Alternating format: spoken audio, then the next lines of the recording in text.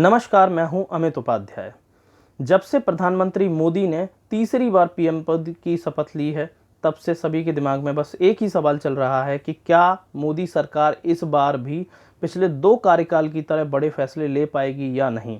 सबसे पहले तो इसकी वजह समझते हैं कि ये सवाल लोगों के दिमाग में आ क्यों रहा है।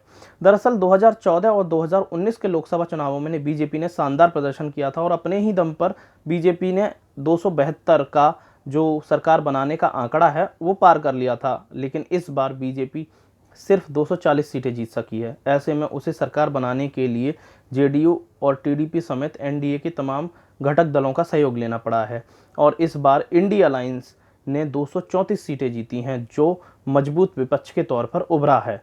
ऐसे में सवाल ये है कि क्या गठबंधन की सरकार होने के बावजूद नरेंद्र मोदी नोटबंदी, जीएसटी, सीएए, 3 तलाक और आर्टिकल 370 जैसे बड़े फैसले तीसरे कार्यकाल में लेंगे या नहीं। जब मंत्रिमंडल का बंटवारा हुआ था उस वक्त मोदी ने अपने ही पुराने मंत्रियों को अहम मंत्रालय दिए थे। इससे एक बात तो साफ है कि नरेंद्र मोदी इस बार भी उसी तरह काम करने के अंदाज में है, लेकिन उनकी राह आसान होने वाली नहीं है, क्योंकि कोई भी फैसला लेने से पहले बीजेपी को इस बार टीडीपी और जेडीयू से सहयोग लेना पड़ेगा। इस बार में विपक्ष में मजबूत है और बेरोजगारी, महंगाई, अग्निवीर समेत तमाम मुद्दों पर काफ़ी मुखर होकर सरकार से सवाल पूछ रहा है। ऐसे में सवाल यही है कि मोदी इस बार बड़े फैसले कैसे लेंगे। तमाम मुद्दे ऐसे भी हैं जिन पर बीजेपी और उसके घटक दलों की राय मिलती नहीं है। इसमें सबसे पहले अग्निवीर आ जाता है। इसके बाद नीट का जो पेपर लीक हुआ है उस समेत वन नेशन वन इलेक्शन और यूसीसी यानी यूनिफॉर्म सिविल कोड जैसे मुद्दे शामिल हैं। किसानों को लेकर भी बीजेपी और सहयोगी दलों को लेकर कुछ मतभेद होने की संभावना से इनकार नहीं किया जा सकता है। ऐसे में मोदी के लिए तीसरा कार्यकाल अग्निपथ की तरह साबित होगा और वन नेशन वन इलेक्शन और यूसीसी जैसे कानून ठंडे बस्ते में जाते हुए नजर आ रहे हैं। देखना दिलचस्प होगा कि क्या नरेंद्र मोदी सरकार गिरने की परवाह न करते हुए इस बार क्रांतिकारी फैसले लेंगे या नहीं, क्योंकि चुनावी रैली के दौरान प्रधानमंत्री नरेंद्र मोदी ने खुद कहा था कि अब तक के लिए गए फैसले तो सिर्फ ट्रेलर हैं और जब तीसरी बार सरकार आएगी तब ऐतिहासिक फैसले लिए जाएंगे।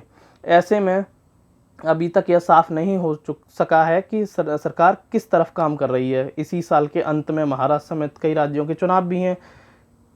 अगर इसको लेकर बीजेपी थोड़ी गंभीर होती है तो कोई बड़ा फैसला नहीं लेगी, क्योंकि इससे सीधा असर वोटों पर पड़ सकता है। पिछली बार अयोध्या मामले पर बीजेपी ने खूब राजनीति की थी, लेकिन अयोध्या की सीट ही बीजेपी हार गई।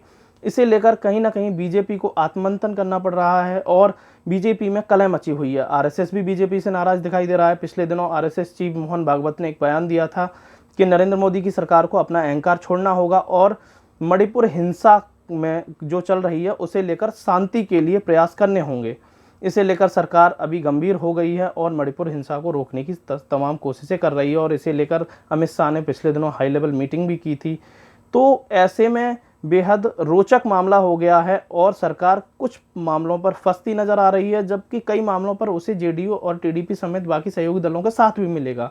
हालांकि विपक्ष मजबूत है और लगातार सवाल पूछ रहा है। ऐसे में यह कार्यकाल पिछले 2 की तरह आसान तो नहीं होने वाला है, लेकिन कई मामलों पर सरकार फिर भी बड़े फैसले ले सकती है। धन्यवाद।